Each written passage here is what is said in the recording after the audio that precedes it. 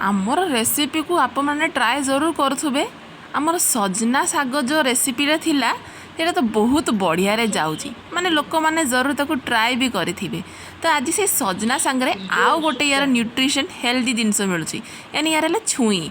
सजना छुईर एत बढ़िया जो कि बहुत हेल्दी डायबिटीज और खास करके ब्लड प्रेशर लोक। तो आज चल यार ही बहुत बढ़िया तरकारी बनाया।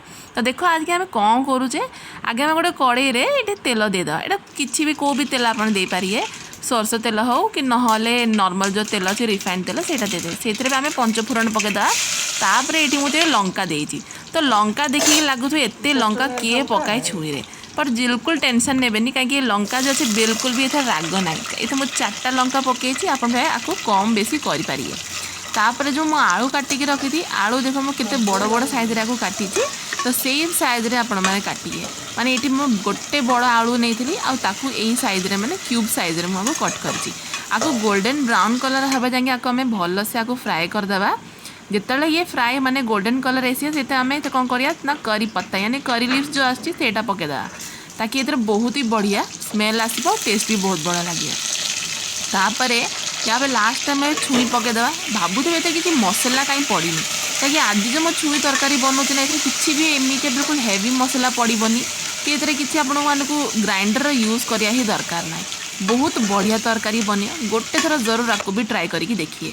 तापर ये मु प्याज पकई दूसरी। भावुथे ये प्याज कौन लास्ट रे पड़ुची, सब जिनस पड़गला प्याज लास्ट रे पड़े ही यार जो प्याज रो जो स्मेल और फ्लेवरटा रहे ना, सेटा आमर छुई और आलू सांगे भल से मिक्स हो।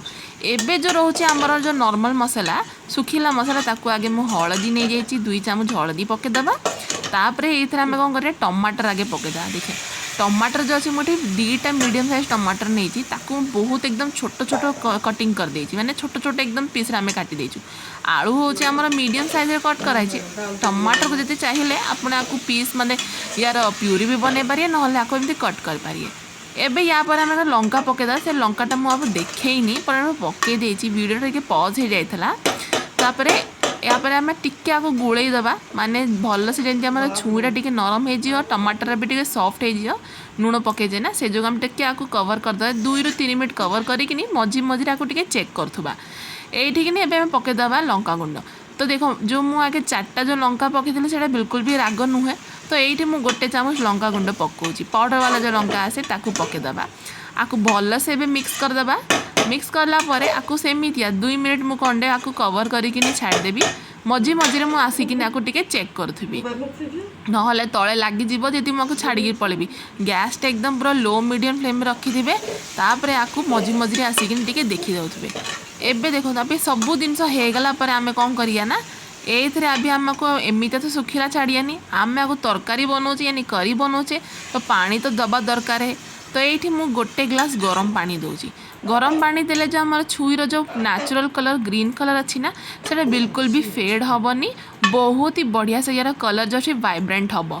तो देखो एबे आको आम एमती ही 5-10 मिनट खंडे आम छाड़ी कवर कर छाड़देवा।